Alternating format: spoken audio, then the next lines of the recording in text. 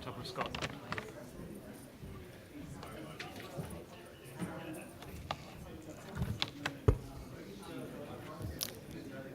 Hello.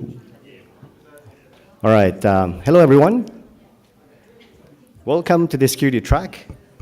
And since this session is also being webcasted live on the internet, we can say hello world as well. Hopefully, there are people watching over the internet. So basically, my name is Adli Wahid, and I work for APNIC. Basically, the security track main objective is to learn what is out there security-wise, look at the recent threats and trends, and learn about some security risk management strategies of organizations and people who deal with this security events and incidents on a day-to-day basis. So we have a very good lineup of speakers representing the region. And basically, we have two sessions. Our security track is divided into two sessions. The first session will have 3 speakers. And that will take us up until maybe 3:30. And then we'll have a coffee break. We will have a very short coffee break, that is, because after that, at 3:45, we will continue with the security panel. And we also have my good friend from Macau, Sir, Jeff, to moderate a session with 3 panelists.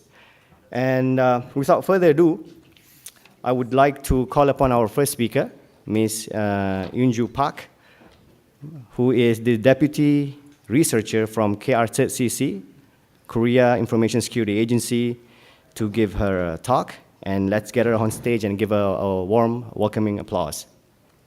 Welcome.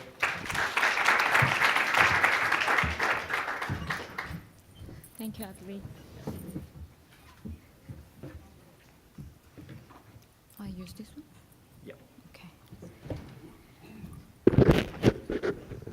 Good afternoon. I'm Unju Baek from KR-CC, KISA in South Korea. KR-CC is a national CSIRT, computer security incident response team, which covers cybersecurity of private sectors in my country. And KR-CC is one of the department of KISA. I'm responsible for the international cooperation and incident coordination in my organization. Today, I'm here to share the recent cybersecurity cases in my country and cooperation with other CSIRT teams.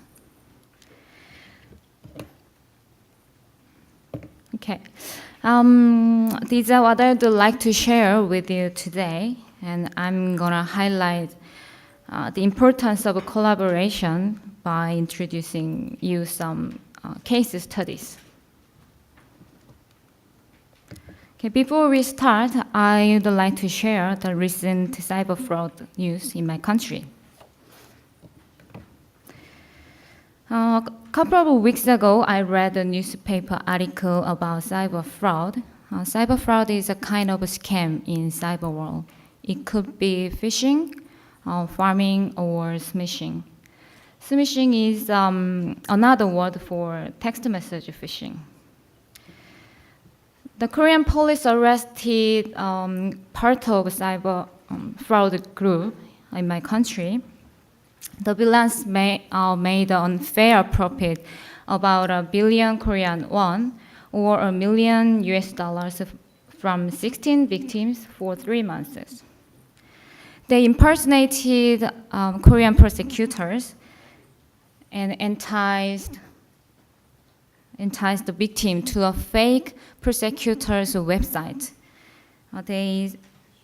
They also sent a deceived text message to the victims to steal information from victims. And they spread malicious code to infect victims' device and steal sensitive information. Using this information, they withdrew the money from the victim's bank account. In South Korea, this kind of cyber fraud is increasing and is sophisticated these days. Okay, let's take a look at first farming case. KR-CC found out a lot of fishing and farming sites these days. It means Koreans are exposed to the threat of farming and fishing every day. If you look at the chart on the left, it's a trend of fishing and farming site that CARES.cc gathered and detected for a year since last June. We can see the figure of fishing and farming site has been increasing since last October. If you look at the bar graph on the right, it shows the types of malwares that CARES.cc analyzed the users' report from January to May 2014.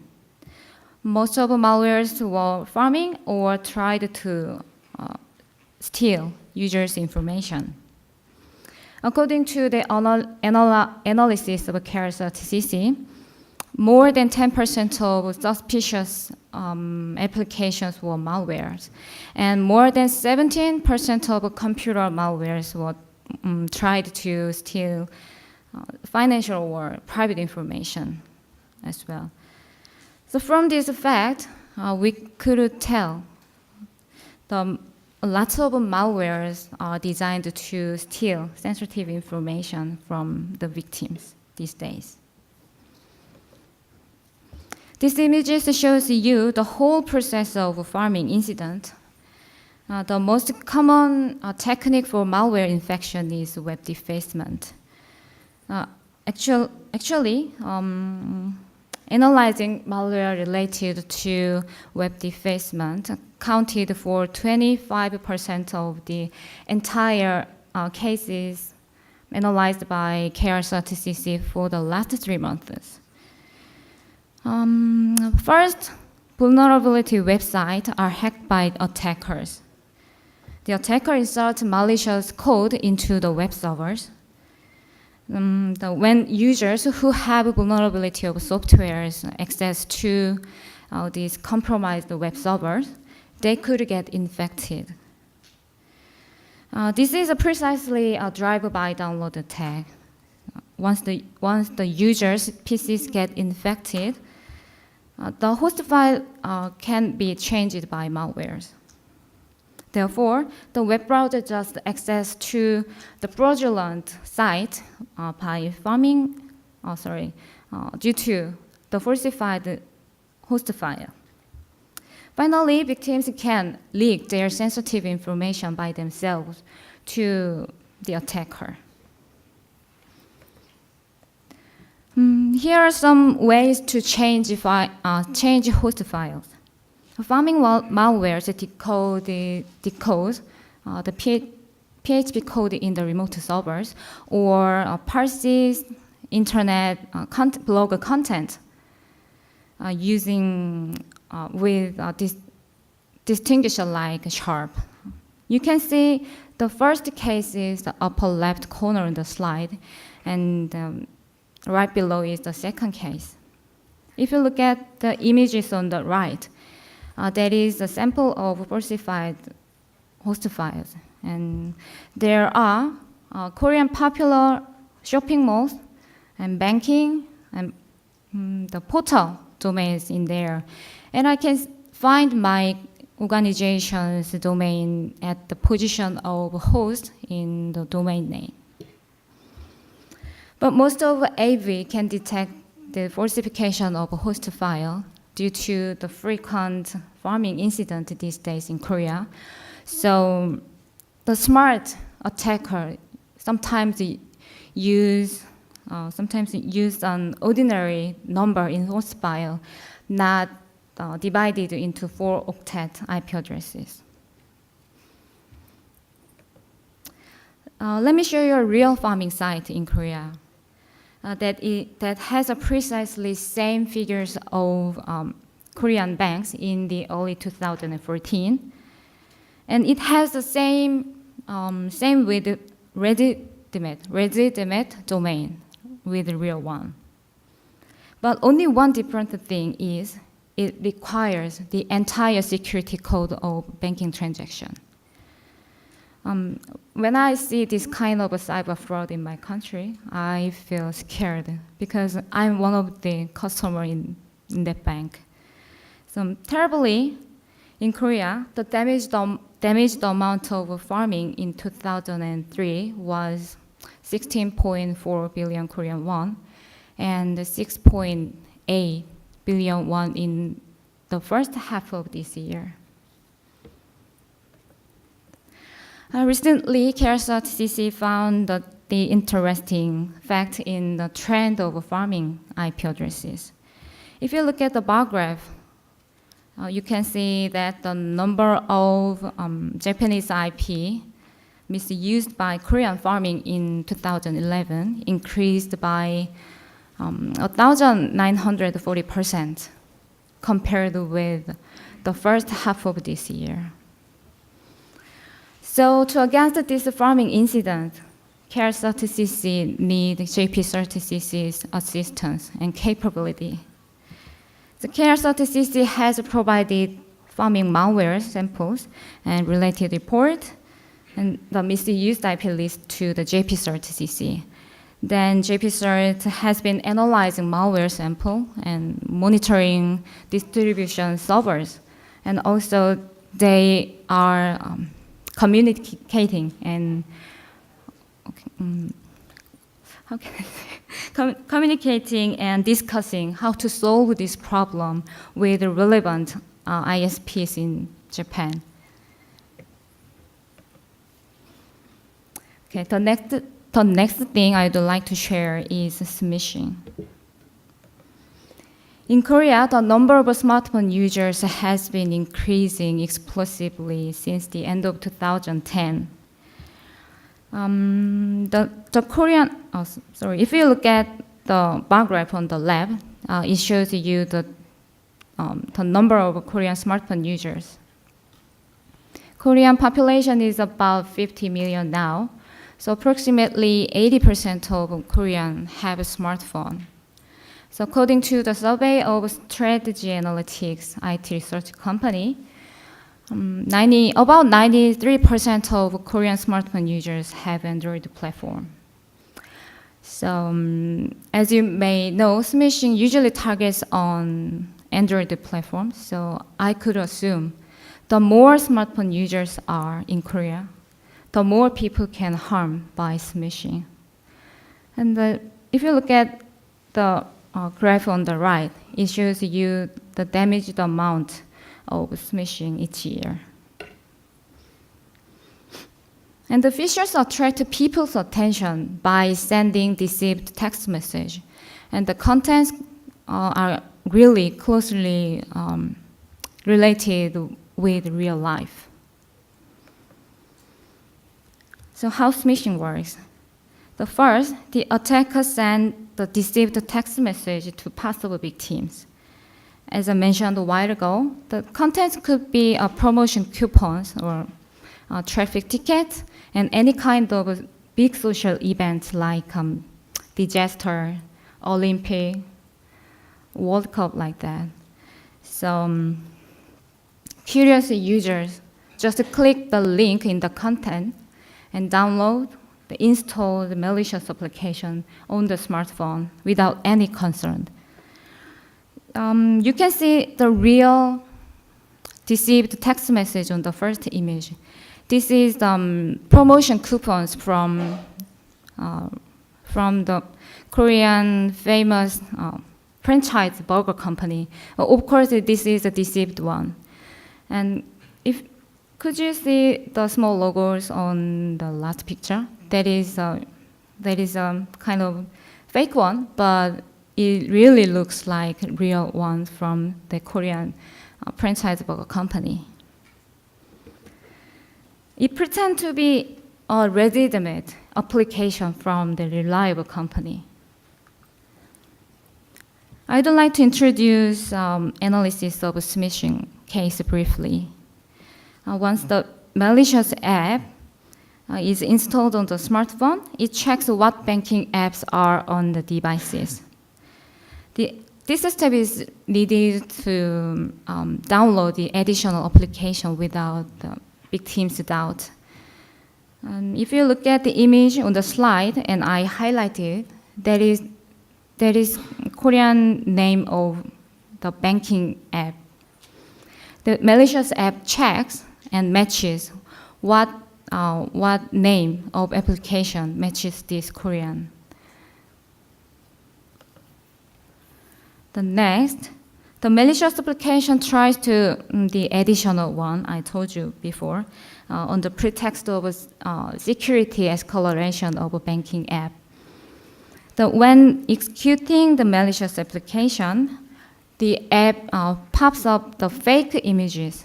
On images on the right, you can see the right image. That is a fake one, but it is precisely same with the real one. But don't be deceived. That just images captured from the real one.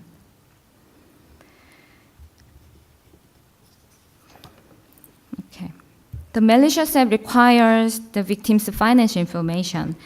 This is important step for this application, and I think this is kind of objective of this malicious app's activity. This slide shows you what kind of information this application wants.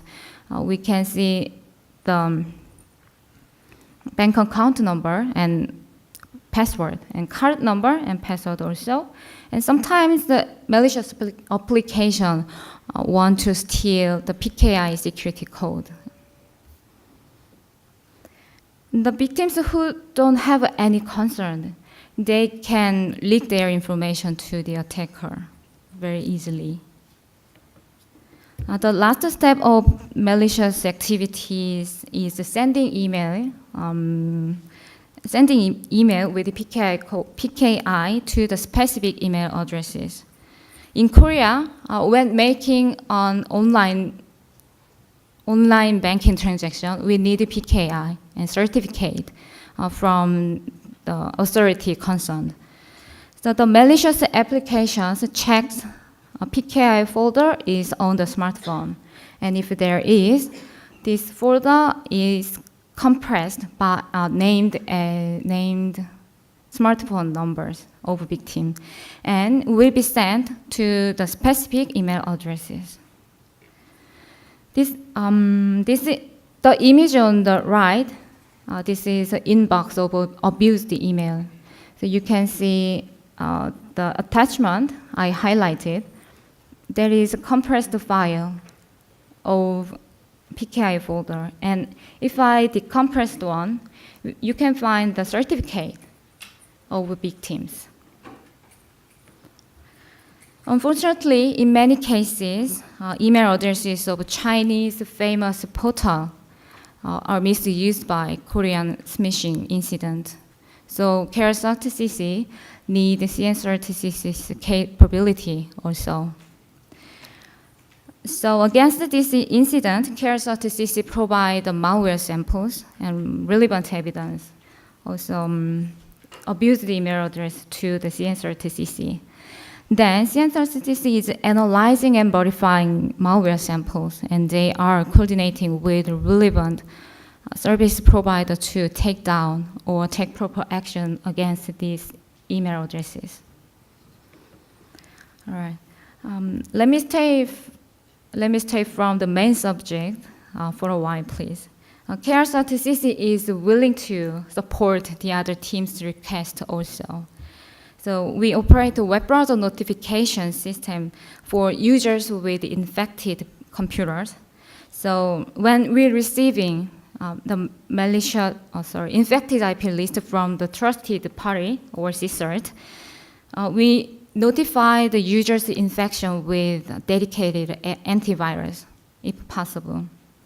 So if you look at the image on the right, there is a sample pop-ups of web browser notification system. A few months ago, we received the information related to the vulnerability of Adobe Flash Player from the trusted CSIRT.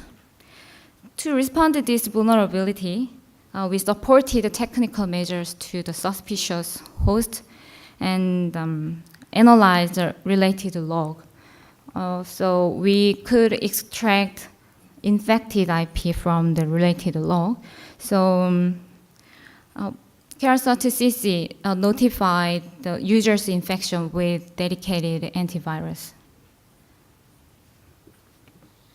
Okay, it's time to make a conclusion. What was my point to respond to cyber fraud? As you saw the previous two cases, KR30CC was desperate of other sister teams' support and assistance. Actually, KR30CC didn't have any authority to take down or take proper action against misused or abused email addresses and IP addresses, even though they were misused by criminals. That's why we need to collaborate. So I believe helping and supporting the other teams is finally working for my constituency. But we don't know each other well enough, so we should explore other teams' circumstances. So what is their responsibility and roles and missions and what kind of incidents they could cover and so on. And then we need to develop how to respond the incident together efficiently. Oh, sorry. I missed my slide. Yeah, I already mentioned. And here is a community in our Asia-Pacific region to deal with this kind of matter. It's APCERT. The APCERT is community of sister teams in our region. Now there are 25 sister teams now, and our third presenter, Yuri Ito, chair of APCERT, is gonna share about the APCERT in more detail. So I will skip the most of the things I prepared, but only one thing I would like to highlight is APCERT work to help create a safe, clean, and reliable cyberspace through global collaboration. So I believe participation and activities in this kind of community can be a first step to respond cyber attacks, cyber threat in our region, and China, and Japan, and Korea, of course, all members of APCERT have already taken part in our APCERT, and we already stepped forward together. It's a time to respond the incident together and need a strong endeavor to mitigate cyber threat in our region together. So let's strive for our safe, clean, and reliable cyberspace. Thank you.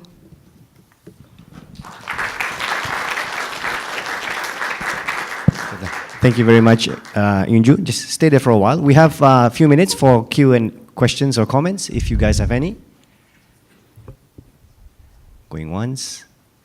Okay. Yeah, just step up to the mic, please. Yeah, I'm just wondering if, your cyber phishing and all that on the banks, because the banks, you have to go to an account. Were these people caught through the banks rather than through, the cybersecurity features? Were those who were doing all these acts, were they eventually caught because of the link to the banks?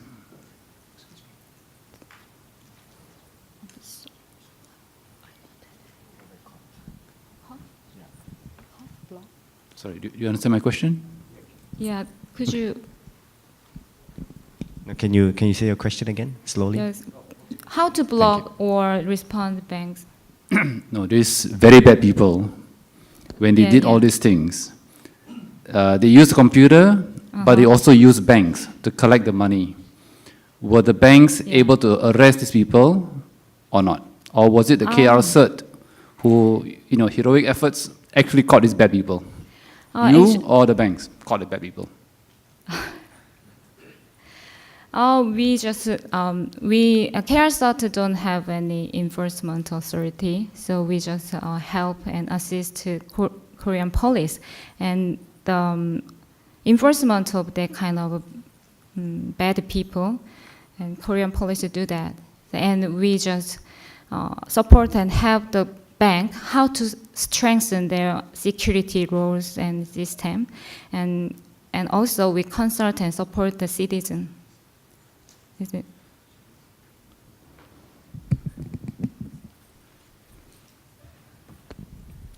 Okay, Kenny Huang, APNIC Executive Council member.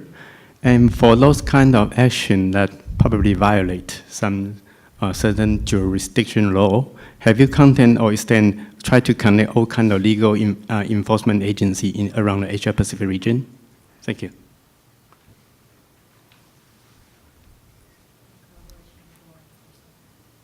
Law enforcement?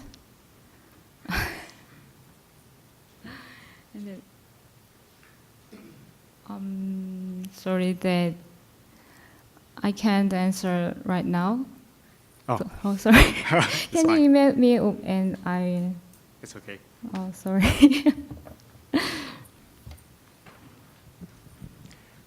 Do we have any other questions? I guess not. So let's give her a round of applause again for her very nice presentation. Thank you, Inju. Next, we have Paul Vixie from Fireside Security, and he will be talking about DNS as a control point for cybersecurity. Can I have that microphone? I'll just sit over here.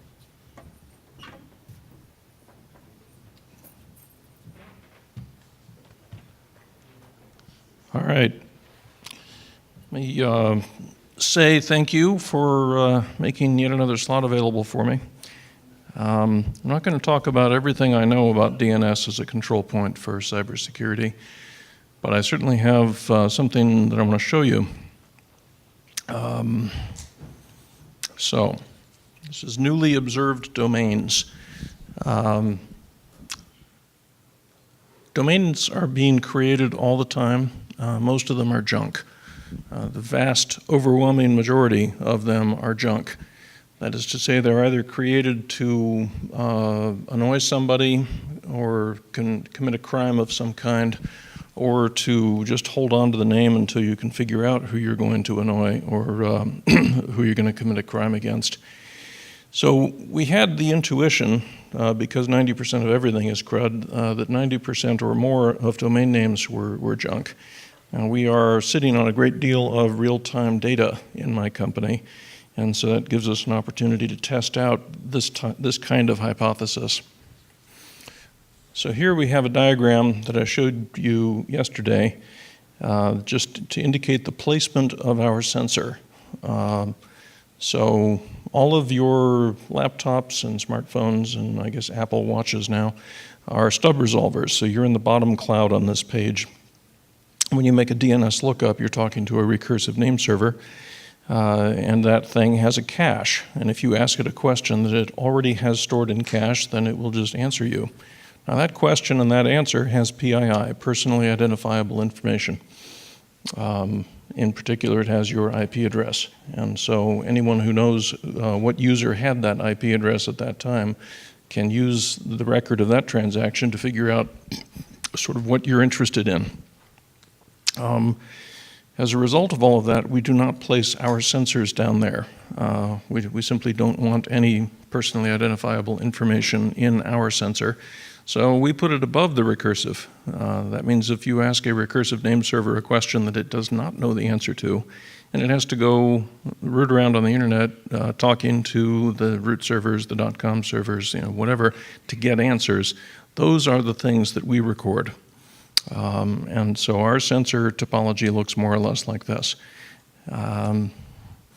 What we do with it after we receive the data, try to imagine that instead of 3 sensors on the left side, there are, roughly speaking, 400. They are dumping around 100 to 150 megabits a second of traffic into our network. that we then share in real time with the research community, the commercial researchers, non-commercial researchers, anybody who's got a valid public benefit use for this. If they want to make commercial use, they will pay a fee. If they're not making commercial use, chances are they won't pay anything. We are also an analyst. So as we share data with other analysts, we also get to use it ourselves in parallel with them to create either premium channels. You can see in this picture that we upload some data into the Security Information Exchange to be shared with those analysts again. And for the most part, that premium channel data is data that we derive from real-time sensor data. And we also create various products, in this case DNSDB, the RPZ, and the RHSBL. I'm not going to describe the DNSDB today, but I will briefly describe these other two. So I mentioned that we have about 100 to 150 megabits a second of traffic coming from around 400 servers. That's a fair amount of traffic, because that's all the time. We actually have about 500 megabits of traffic coming every second, but the rest of it is not DNS. It's spam, or it's various other channel types. So I'm not going to describe that further either. Except to say that if you're a security analyst and you don't have access to this, you should probably talk to me and find out what you're missing. So, I want to briefly go through what I call waterfall computing. Those sensors up in the top left are dumping their data toward a relay, which is then sharing that, as I mentioned, in real time with the Security Information Exchange. And that real-time feed is really just a bunch of UDP broadcast data. And we ship open source middleware that's capable of receiving it and decoding it and so forth. But after we share it, some analysts just take the raw data, and that's around 150,000 DNS cache misses per second. And it's a lot of data, and if you want to swallow that much data, you will need a particular kind of programmer and a particular kind of hardware in order to process things at that speed. Because these are not files, these are not streams. This is real-time data. You either see it or you don't. Anything you didn't see is gone forever. I kind of like that. It's risky. But we pass it through this waterfall of additional filter stages until by the time we get to the bottom, we have deduplicated, we've verified, we've filtered, we have done all kinds of things to redirect the bad data over to what we call the bit bucket, channel 206. And then we have this pretty clean feed of non-duplicative data that goes into channel 204. There are two important facts to note about this diagram. First, there is no big data. There's no Hadoop. There's no NoSQL. There's no SQL. There's no big data. There's no data. The only data on this picture is the operating systems of a couple of Linux blades. Everything else is done in real time, and everything we store in RAM. And the reason is big data is too slow. You can't do what we do if you take the same approach to data processing that Yahoo and Google and Facebook take. It's just ridiculous to even consider it, so we don't. Anyway, the second thing to note is that channel 204 is the output of this multi-stage processing, and it is also the input to this one. So a lot of different consumers take that final output from the previous chart and do cool things with it. For example, we put it into the DNS database. But we also run it through the newly observed domain system, which creates, I'm not going to go through this in complete detail, we have only 30 minutes after all, but it creates two real-time artifacts, channel 211 and channel 212, and then it creates two, I guess, semi-real-time artifacts, which are more traditional security reputation feeds. So channel 211 gets about 50 messages per second. So we're reducing from 10,000 a second in 204 down to about 50 a second in 211. And what those 50 are is 50 names that are new to us in the last 10 days. And who we sell that to is brand enforcement companies. If you're looking for your trademarks online, maybe with the I's in your company name changed to ones and the O's changed to zeros, or other trivial transformations, and you want to find them as soon as you can. You don't want them at the end of 24 hours when the Zone file access lets you fetch the .com zone again and check it. You want it in real time, and you want deep domains, not just the delegation points, but the entire DNS name. Then you need something like this. We then pass that through an extra filter, and it reduces it from around 50 a second to around 1 per second. Channel 212 are names that are new to us in the history of our database, which goes back to mid-2010. From 212, we build a couple of reputation feeds. One is meant to feed DNS firewalls, running RPZ, which is response policy zones, and I've talked about that here before. The other is to feed a traditional spam assassin style rule set called an RHSBL.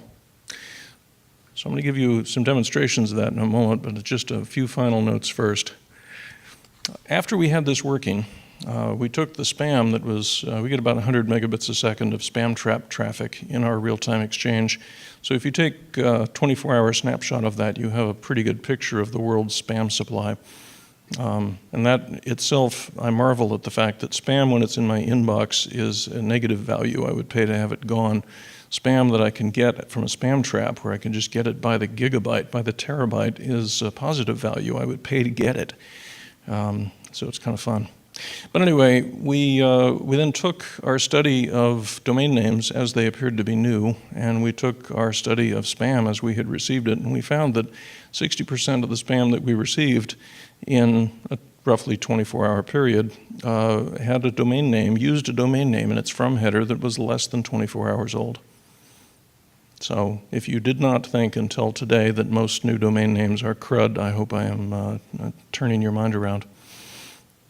And a lot of new domain names are very rapidly taken down. Registries, registrars, they're often very helpful. You know, if they get a phone call from Rod Rasmussen over at Internet Identity or any of the other security companies who really focus on takedown, they'll just say, okay, we believe you. You wouldn't be telling us that this is a criminal if it wasn't one, so send us the evidence when you get a minute, but it's gone. And that's pretty cool, except that we now have this gigantic Rube Goldberg machine for creating domain names very quickly and then killing them just as quickly. And there's a whole lot of people involved, where if we could somehow get the domain names to not get created in the first place unless they had some multilateral virtue, that might be a lot less expensive to us all. But anyway, at my house, I have my DNS server wired up to this service using the RPZ DNS firewall. And as a result, no domain name that has been observed, first observed in the last 10 minutes is allowed to work. You can't resolve it at my house. Now, this has some false positives, because there are some things that are created that are new that are actually not non-malicious. But I think adding 10 more minutes before a domain name can go from never existed before to non-malicious exists and everybody's going to use it, adding 10 minutes isn't going to put anybody out of business. Whereas what I've found is that a lot of the domain names that I block in that first 10 minutes are taken down before they can get to be 11 minutes old. So this turns out to be a really useful filter. And 10 minutes is my particular choice. You can have 5 minutes or 3 hours or 24 hours. There's a list on the slide here. So whatever time domain you think is important, we probably have a feed for it. And as I mentioned, you can feed this into your spam assassin, not just into your DNS server. So depending on how you want to use this, it's cool. This will not come back, so I want you to just remember dnsrpz.info if you want to learn more about how I do my DNS at home. Good, so let's pull up this guy.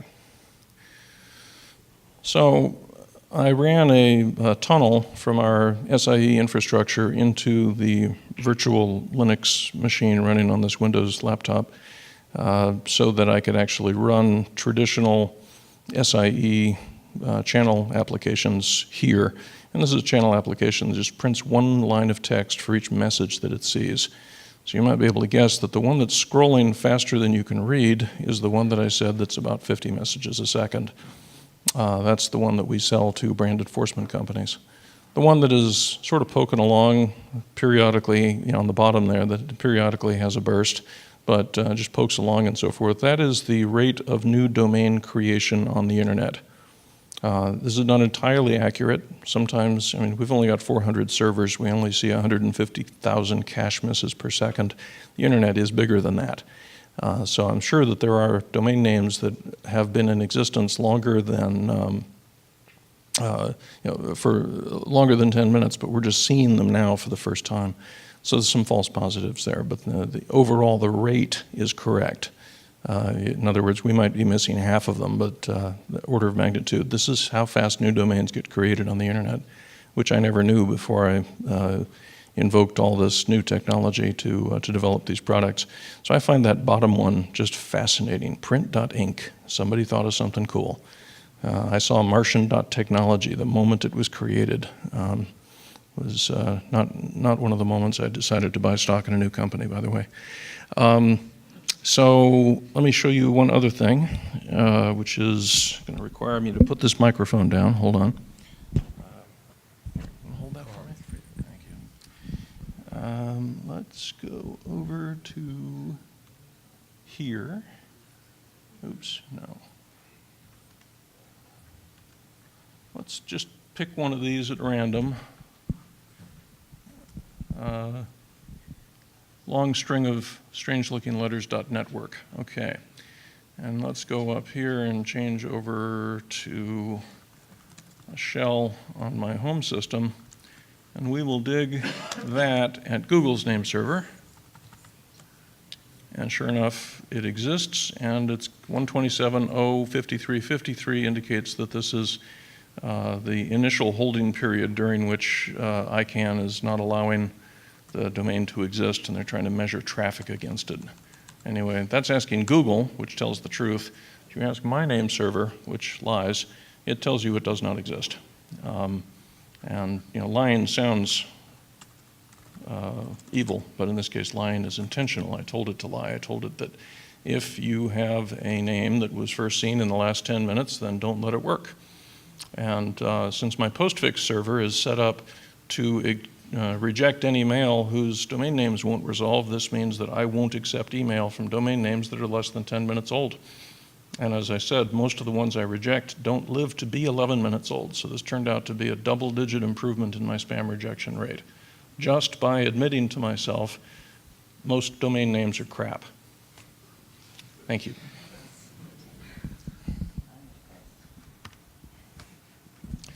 Any questions?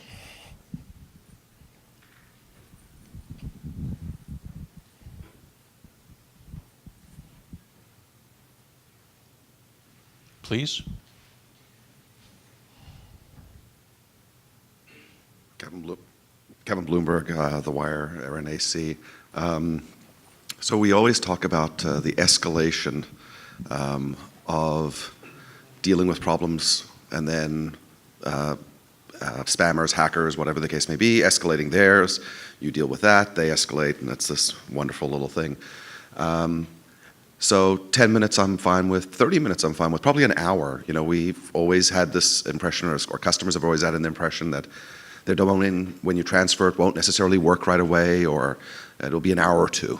And most people are very happy with that. Is there a point where these will be completely gone, i.e. you might have to go to 11 minutes or 12 minutes or 13 minutes, but it will never reach 30 minutes because they will be long gone before it ever reaches 30 minutes, and it will be de-escalated at that point?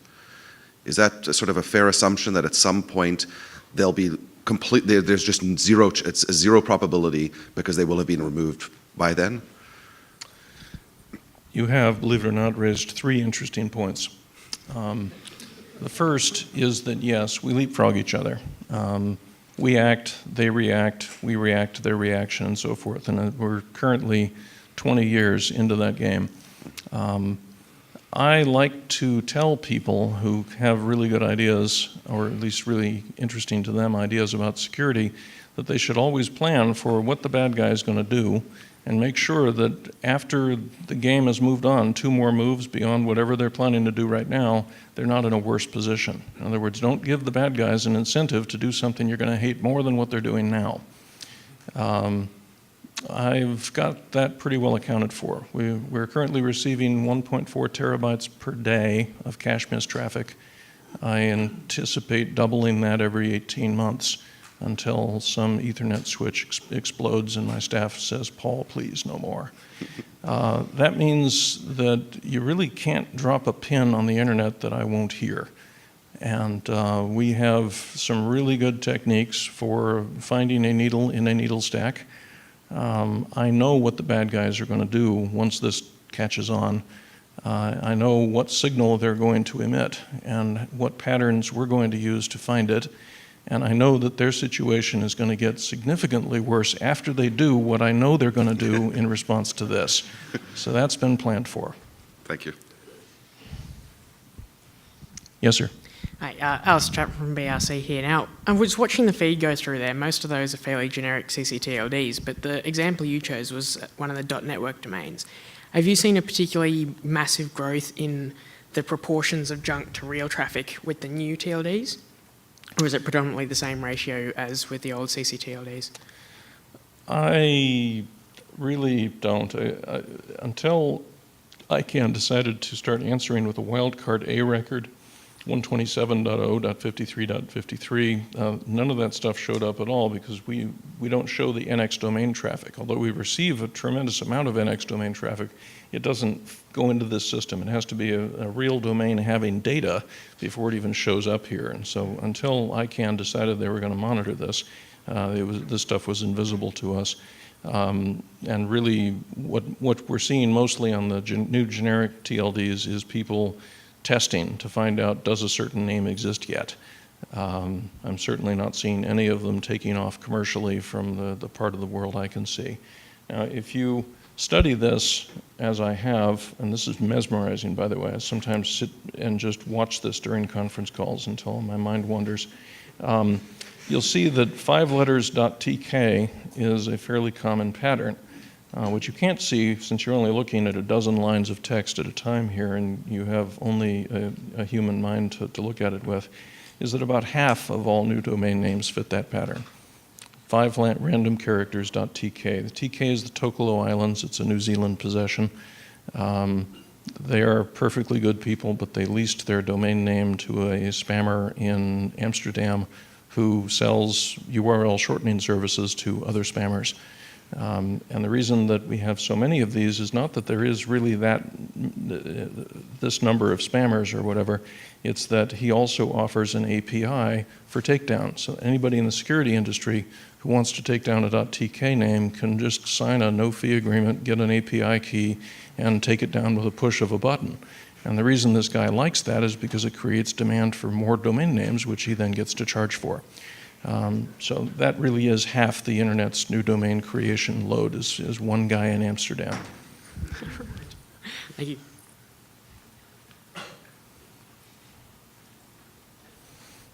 Thank you. Any more questions? We have a couple of minutes left still. No? All right. Thank you, Paul. Let's give him a round of applause for an interesting presentation.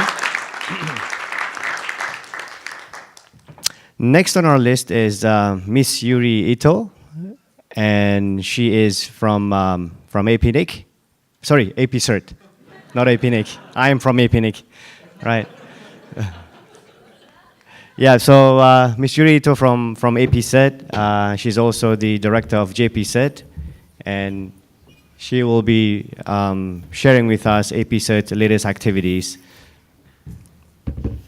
Let's give her a round of applause.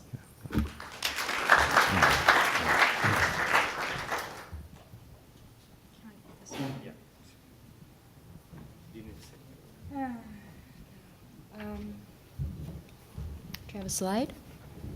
Ah, brilliant.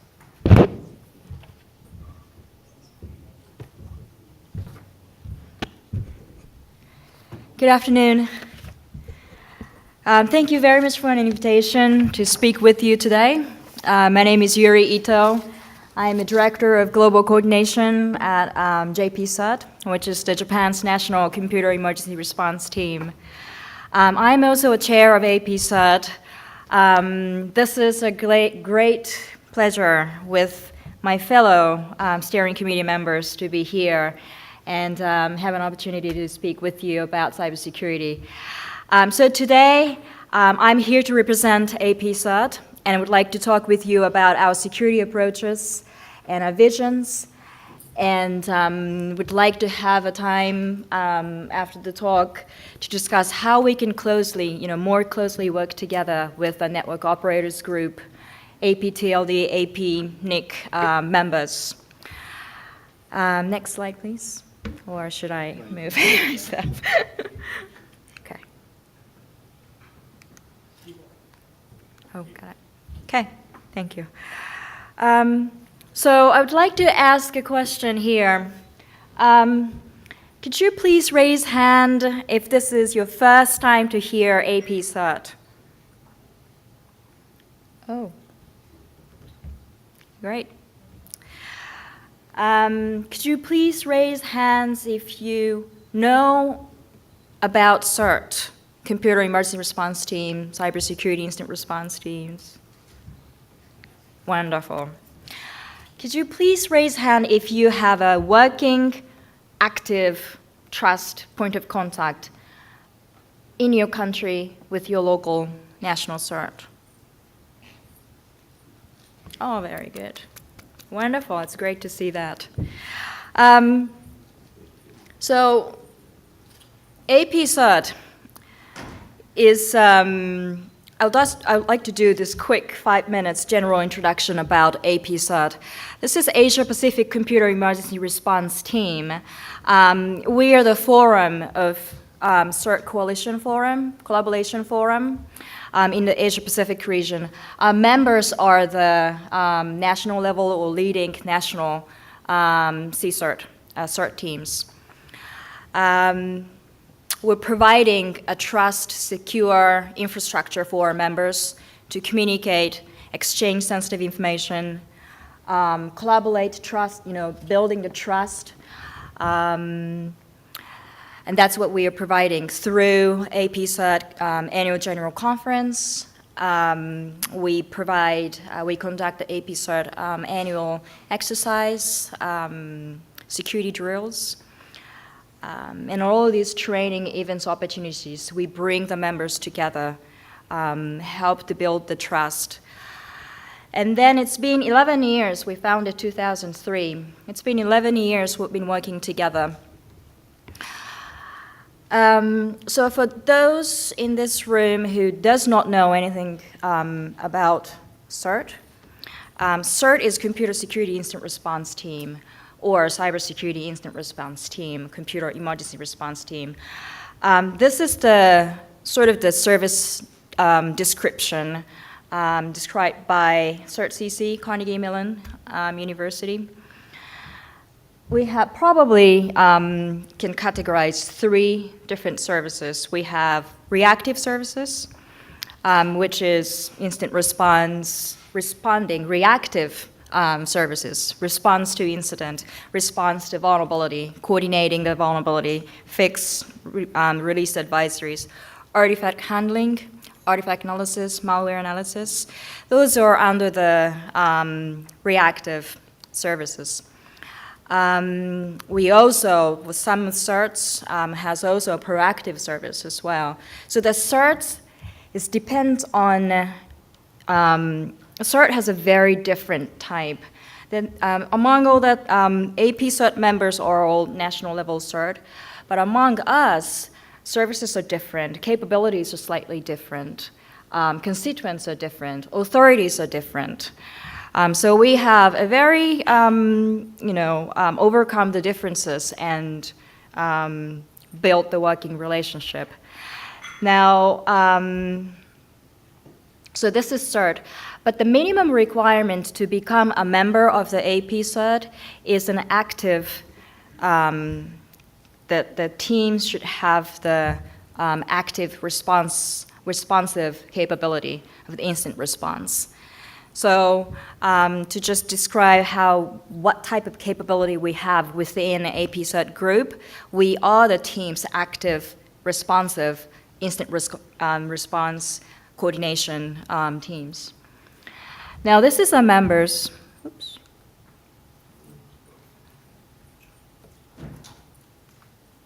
Here we go. This is our members. We have 25 teams from 19 economies. And please take a look at this economy column.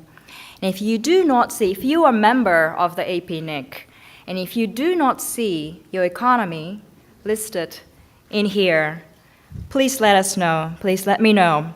We will need to work on it. We would love to have at least one national point of contact instant response team in each economy in the APNIC. Within the AP Asia Pacific region.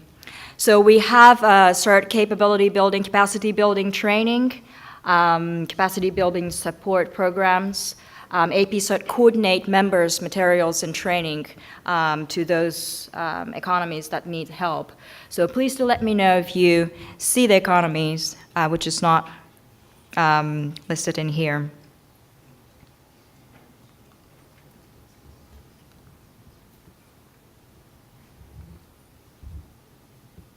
So that was the quick AP CERT introduction. Are we good so far? Do we have any questions? We good? Okay.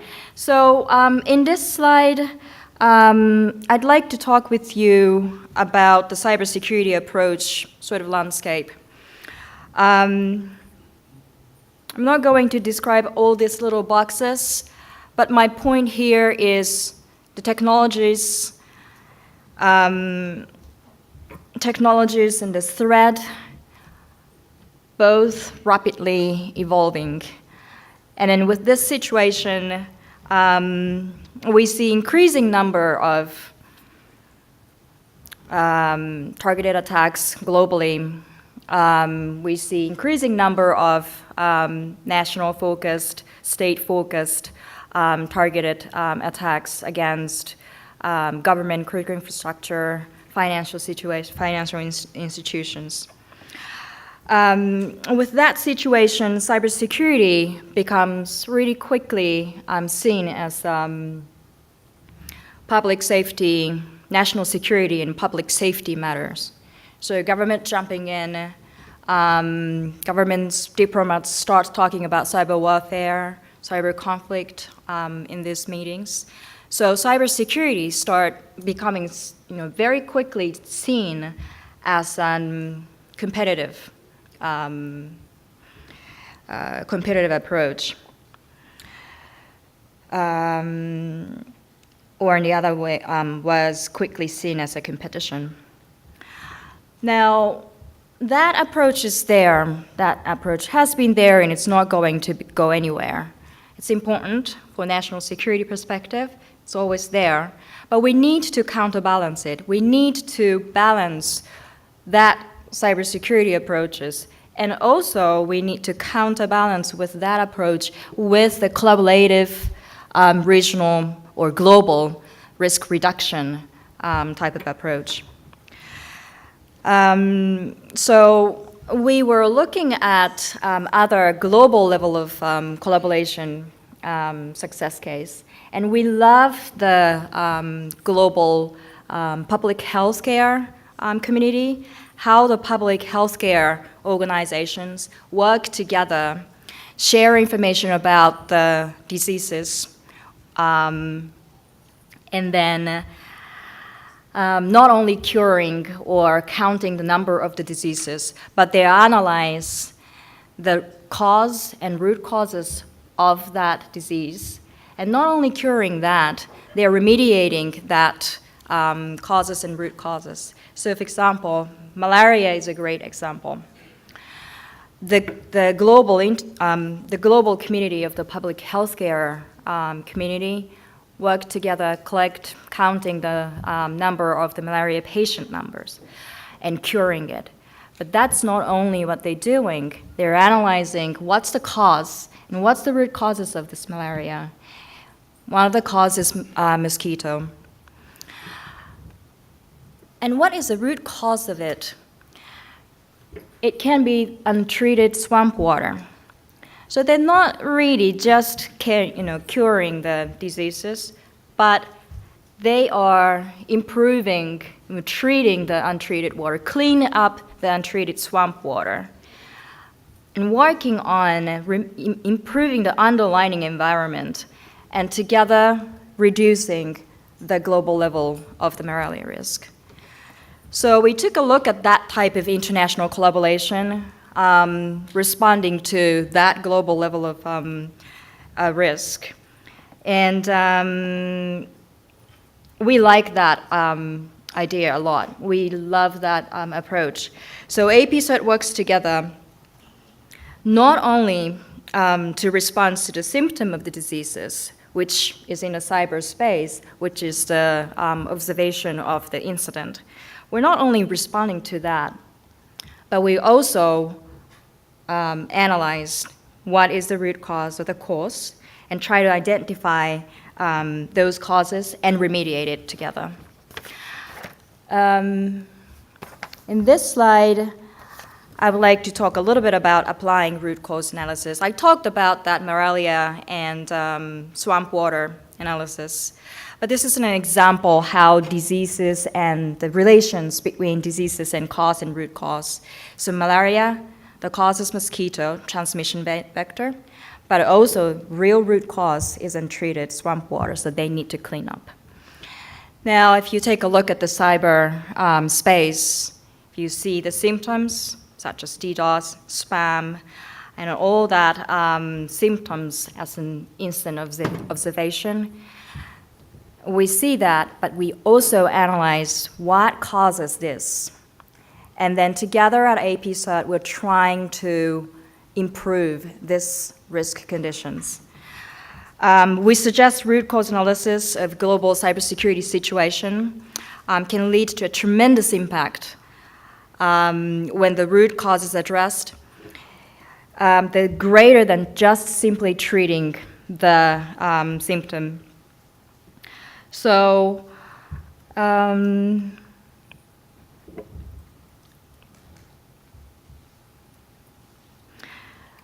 so this is a focus. We're not only curing the diseases, but go into the cause and root cause and try to improve that. In otherwise raising the cyber hygienes or improving the ecosystem healthiness, in technical ecosystem healthiness. And when we're trying to do that from the start, we really need to work closely with the network operators group, infrastructure operators.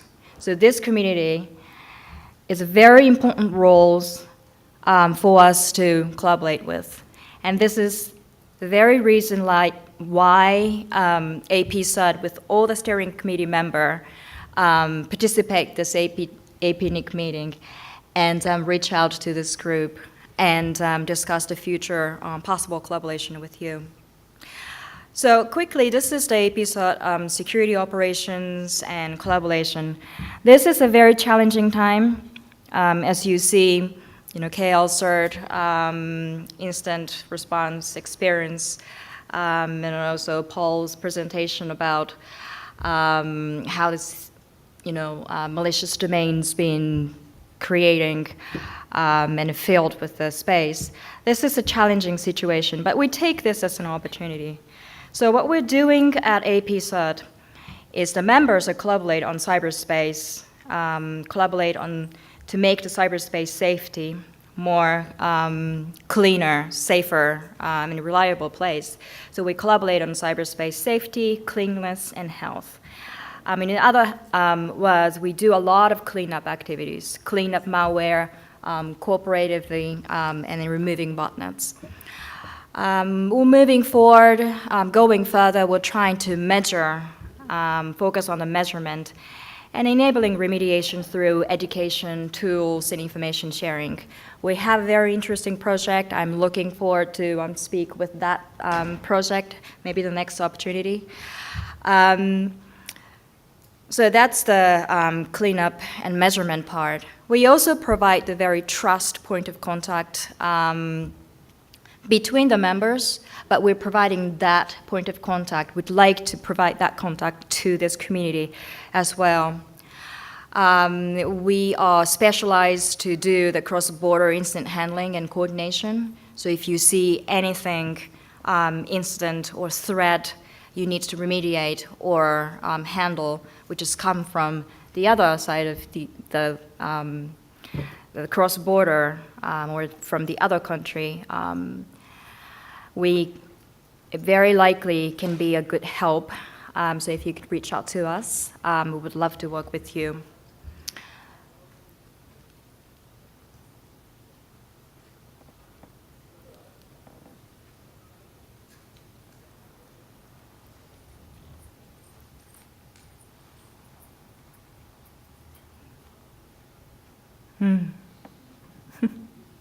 Okay. So, there should be one more. Okay. So, we've been operating in 11 years, last 11 years, and there are so many programs, the number of the programs we've been conducting, and through this, we're working together, and it's a lot of achievement, but we need more. This is just an example like we've been doing. We have a good collaboration with the cross-regional CERT collaboration. So we have a good contact collaboration with the OIC CERT in Islamic cooperation area. And also we have a good contact with the TFC CERT and EGC, European CERT framework, and then Americas. So through those regional collaboration, we're covering and work a global scale. Participating in global dialogue and fostering cleanup norms.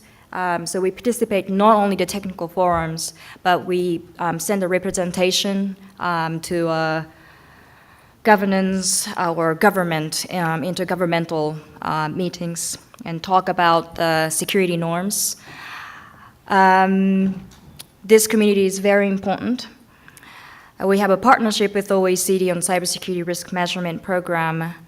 And then so many CERT training to Africa, Middle East, and Pacific Islands. We conduct drills. And then we have network monitoring data and tool sharing programs. So those number of programs, if you have questions, please let me know. I would love to take time with you and explain what all these programs. But my point here is through this program, we are developing trust, we are developing collaboration relationships, and then try to be useful when we need to. Response to a cross-border incident. Now,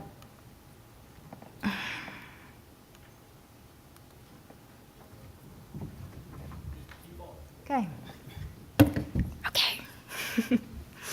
So my last slide here. What can we do with this community? APNIC, we have a great bridge person, Adley.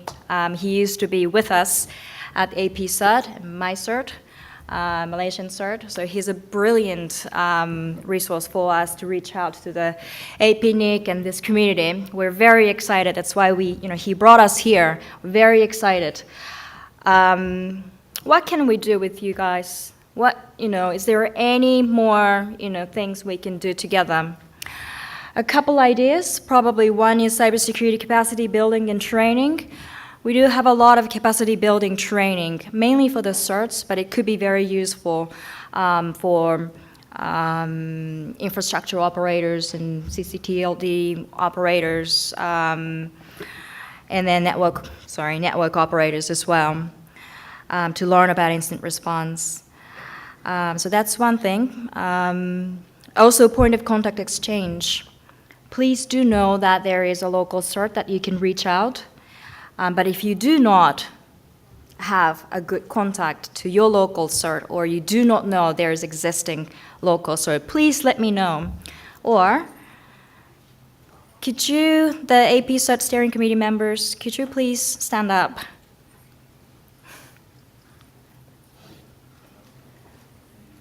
Here we go. So these are my fellow AP CERT steering committee members, and there, one more person there from CN CERT. There's OCERT, bunch of CERT Australian guys there. So these are, please reach out to them and ask where are the good trust point of contact to CERT in your economy or this region. And I'll be here the rest of, thank you. I'll be here the rest of this week. I'll be here at the cocktail party, reception, at the bar. Please grab me. And then let's change the good point of contact. And when you do see what we want to see from you, we want to hear more information. We want to hear more situation that you see from your operational perspective. Send us an instant reports, please. This is really important for us to understand what's going on. And you, this community, sees more than us in a real time what's going on. And we probably see more from the security, or we're monitoring and, a lot of teams monitoring and analyzing the threat infrastructure as well. So we might have more other perspective, useful information for you. But let's start exchanging information, see what you see. I'd like to quote Dr. Dangier, what he says, the great, great thinker, guru of the cybersecurity and the metrics. Dan says the metrics and the cybersecurity practitioners, the ultimate goal for us is to avoid everything, right? Metrics, monitoring, measurement, information sharing. These are all to avoid the silent failure. And we all need to avoid that silent failure. And to do that, we want to hear more instant report. We want to hear more situation awareness. We want to hear what you see. So that's what we would like to do. And more collaboration and regional risk reduction approach. Not only just focusing on the threat and national security. I mean, security is important, but the security really just draw the border from you and the rest of the world, and it's all about protection. But regional risk reduction has a lot of collaboration areas, and I would like to do that with this community. So with that, thank you very much for your attention. Any questions? Any questions for Yuri? Anyone? We have one. Hi, good afternoon. I'm Sarah from Association for Progressive Communications. I'm from a non-profit organization. Actually, because most of our members are non-profit, I would like to know if you don't have any distinctions on which organizations have been attacked, in the cyberspace. So do you also respond? Because most of the attacks actually our targets are, activists and civil society organizations. So do national or regional CERTs also respond and help to those kind of organizations? Or do you only respond to government, government sites that have been attacked? So each CERT has a different constituents. Some of us only responsible to the government network or critical infrastructure. Some CERT has all the national level of constituents. So that could include, of course, non-profit organizations, enterprises, individuals, all included. So for example, JP CERT is not only responsible for the government or public sector, but we are overall responsible to response to the incidents happening in the JP cyberspace. That's good to know. Because actually, my organization also has a counterpart. We do trying to build a rapid response network, which is something similar to what we have at CERT. Right. So that's good to know. Yeah. So it's very important to know this. You see the name of the CERTs. Right. You would not need to know what is their constituents and who are they? Who are they? What's their authority? All that. Where are you from? Philippines? I'm from the Philippines. Philippines. Right. Yes, I would love to talk with you about the Philippine teams. Yeah, I've heard about it. Thank Great, you. Thank you. Thank you very much. Any more questions? Hi, this is Masato from SoftBank and also Policy co-chair. This is not question, comment for this whole of this session. And first of all, thank you very much for coming to APNIC meeting in addition to Apricot. Pleasure. And APNIC meeting has two perspectives. First one is a RIL meeting, and another one is a meeting among network operators. And from RIL perspective, it's definitely our responsibility to maintain good point of contact of address space. Mm-hmm. So if you have any problem about whose database, from your perspective, it's very welcome. Mm. And actually, other RIL like ARIN or LIPE are discussing more about whose database. But in APNIC, we saw quite a few discussion. So that's my concern. So it's very helpful for your input, I think. And from network operator perspective, raising issue from security perspective is always very helpful for us. My company is network operator, and it's very rarely shame, but we forget about security sometimes. Mm-hmm. I have one example, one good or, I'm not sure good or bad, but I have one example. A couple of years ago, we suddenly aware that CP device, which we provide to our customer, is actually working as DNS amplifier, and it's attacking to our DNS cache servers. then I asked the reason why to our team. Then they said, "Oh, sorry, we forget about to include stopping DNS resolver from outside." Mm. So raising the issue, security issue, is always very helpful to us. So that's another my comment. Thank you very much. We're planning to collaborate with APNIC, and also we started to talking with APTLD, how we can provide sort of a security track with security programs at the Apricot. So thank you for that comments. And if you have a specific topics that you would like to, discuss with the AP CERT or CERT operations community, please let us know. Okay. All righty, thank you very much. Let's give a round of applause to Yuri Ito. Okay, so we have a couple of minutes left, a few more minutes before the tea break.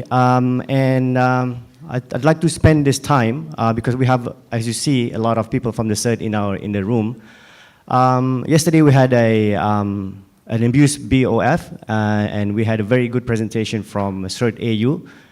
They are our local hosts, so I was hoping if Scott could come up on the stage to share with us some of the stuff that you shared yesterday. We can pop up the slides if you wish so. Are you okay with that?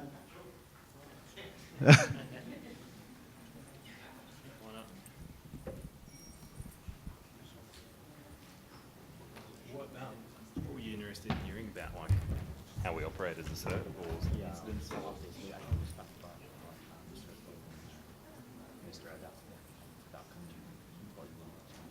Oh yeah, sure. Okay, yeah. Hey everyone, so thanks Adley. I think. So yesterday or last night, so some of you did hear this at the Network Abuse BOF, so I apologise if you're hearing some of it again. But essentially Adley asked me to have a bit of a chat around, and similar to one of those questions you were just asked Yuri around how the CERT function the CERT function works in Australia. It's like Yuri mentioned, it's slightly different in different countries. So within Australia, the National CERT Australia is part of, I can go through these, they're not that great. we can start here. So the national cert is part of the federal government here in Australia, and that's not uncommon nowadays. Most certs are either part of government or heavily subsidised or work with their national governments. Most governments around the world have realised that having that cert capability somehow plugged into the rest of government and funded, I guess, by government is a good thing. Within Australia, our remit is basically critical infrastructure and systems of national interest. So what that kind of means, critical infrastructure is pretty well defined. Systems of national interest is a little bit more vague on purpose. So the idea is that the cert can engage with companies based here in Australia that have a bad day that will have some sort of reasonably significant impact on Australian society. We're partnered at the moment with around 500 to 600 organisations based here in Australia.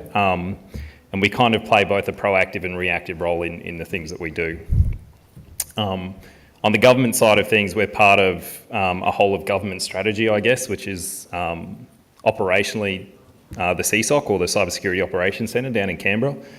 So that's us, Defence, who have the remit for government networks here in Australia, ASIO, who do the espionage side of things, the Federal Police, so the guys that look after the criminal aspect side of things, and the ADLC. There's some nice shots there, but essentially, so CERT in Australia, most of the staff based down in Canberra, but I'm lucky enough to be one of the 7 that are based up here in Brisbane, just across the river from Adelaide over at APNIC. The start of last year, the government made an announcement around the Australian Cybersecurity Centre, and you say, hang on, didn't you just talk about that? The original or the current Cybersecurity Operations Centre was essentially set up as the first run at that, and was primarily staffed and supported out of Defence. And it's worked from an operational level. It's done some really good stuff. So the government's recognised that it's probably time that was not just Defence, but had more CERT people, more ASIO people, more AFP people, more everyone kind of thing. So we're moving to a new building, which is great, and there's more people going in there. So it won't be just, or by and large Defence kind of thing. So I mentioned before how we operate. So we've got, I guess, when you try and think about it at a high level, a proactive side and a reactive side. So on the proactive side, a lot of what we do is around publications. So they're not saying, oh, look, there's a new patch for Flash and a new patch for IE and things like that. It's incidents that either we've worked with or maybe members of AP CERT or other CERTs around the world that have dealt with. We try and republish that information as quickly as we can so people can use that to avoid being victim to the same sorts of threats. We also do things like good practice guides and general alerts and advisories, I guess, as well. We have now done 2 annual surveys. So personally, what I take away from this is we decided the CERT, the government CERT is quite a new thing. We've stood up in around 2010, so we're only 4 years old, so we're still reasonably new in this space. The federal survey that we do, we survey all the companies that we've got on the book. So you're looking at around 500-600 Australian-based organisations. And we ask them a whole series of questions around the previous 12 months from a cybersecurity point of view. The idea is basically twofold. One, hopefully we as an organisation should get a bit of a flavour for what companies have dealt with in the previous 12 months. So I look at that and go, hopefully we don't see anything in there that we're not already aware of. If something comes out of that survey at the end of the 12 months that we haven't heard about, we probably haven't done our jobs as well as we could have. The flip side to that is, though, we do publish that survey report publicly sometime in the first half of the year for the previous calendar year. And that's so those companies, but also anyone on the internet can go and have a read and see what companies in Australia have said around, incidents that they suffered or things that they're doing kind of thing. So down the bottom there, if you go cert.gov.au/newsroom, you can get a copy of the 2013 survey, so the survey from last year. Another side of things that we've started doing on the proactive side, so we were doing national information exchanges for a long time, which was getting a portion of companies from different sectors, so not just banking or not just resources or not just critical infrastructure, but a whole bunch of companies together in a room for a day or two to have a somewhat trusted conversation around things that they were dealing with. So we were trying to do that probably twice a year, and it's worked quite well, but to have that as an actual discussion exercise and to maintain that level of trust you sort of have to put a bit of a cap on the numbers. And that's not trying to be exclusive. It's just if you get too many people in the room, not everyone has a chance to talk.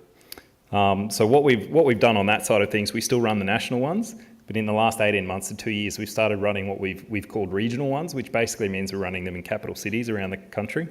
So that, again, we only have offices here in Brisbane and in Canberra, so it means we get to some of the other capital cities and talk to those companies a little bit more often. But it also means we can have more companies involved in this sort of thing. So as everyone's mentioned on the security, or who's ever done anything on the security side of things, knowing the right people is half the battle. So knowing not only your CERT guys and your law enforcement guys and stuff like that, but also the other security related guys that work and live in the same city that you do can be quite helpful. So we've done a few of those now and they seem to be working quite well, so hopefully we'll continue to do those.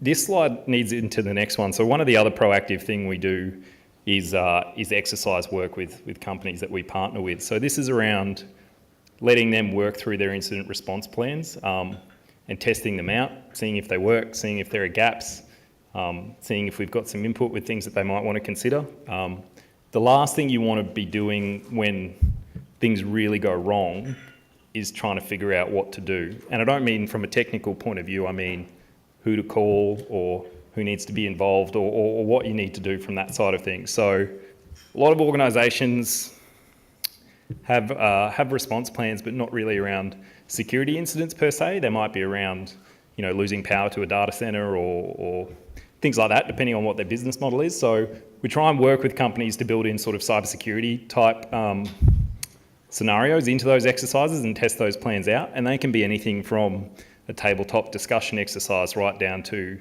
nitty-gritty pretending to throw some stuff at their network and seeing how they deal with that. We've done a lot of that work this year, mainly in preparation for this guy. So most people are aware that the Leaders Summit for the G20 is being held here in Brisbane in November for some reason.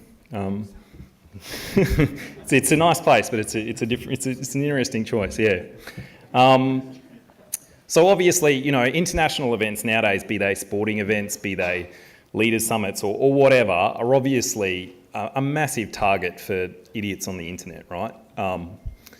They're a bit of a shining beacon for anyone who's trying to cause a bit of disruption for whatever reason to try and get their name up in lights and get their 30 seconds of fame. So what we've been doing is trying to raise the awareness level, I guess, of companies, obviously here in Brisbane, but also in Australia, around there are 3 days come November where, the likelihood of being DOSed or defaced or having your customer database dump kind of rises quite significantly. Not saying you shouldn't be doing stuff about that all the time, but those 3 days in particular sort of thing. And what you're going to do if it's your company's name that is kind of splashed across the news, and I say kind of global news for those 3 days. So that's been quite interesting. From my side of things, I've never worked in an international event like that. It's a little bit different. There's obviously a lot of moving parts. But watch this space. Maybe we can talk about it at APNIC next year once the event's come and been and what happened, what worked and what didn't. So then on the reactive side of things, this is probably where I spend most of my time. So this is helping companies out when they've realised that something's gone wrong. And that's obviously a pretty broad gamut of stuff. That's the technical side of things. So figuring out what's on your network, where it came from, what damage it might have done, what damage it might intend to do, those types of things. And that's the sort of stuff we then wrap up and publish in our advisory so that hopefully if one person's been done by it, other people can learn from their mistakes. I'm not going to go through any of that in particular, but essentially most people should have read at least some of or recognise some of those pictures from the last 6 to 12 months. I guess all I was trying to say with this is that this stuff is now big news.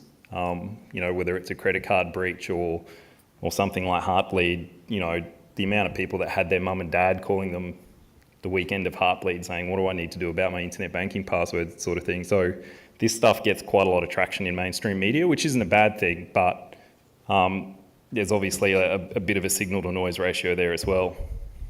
And then, 2014, the amount of products that have, had patches and vulnerabilities and stuff, and that's not blaming anyone in particular, it's just a fact of life nowadays. But what I was trying to illustrate with these two slides, I guess, is that this stuff just keeps coming.